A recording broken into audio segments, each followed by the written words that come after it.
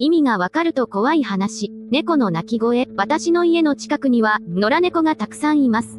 日が暮れると、鳴き始め、その鳴き声は人間の声に似ていて、時々人間の声だと思ってしまいます。ある日、夜になっても猫たちの鳴き声が聞こえてきませんでした。相変わらず猫たちはいるのに不思議です。その日から、猫たちの鳴き声は聞こえなくなりました。そして数日後、近所で行方不明になっていた女性が見つかりました。その女性は数日前に家を出てから行方不明になっていました。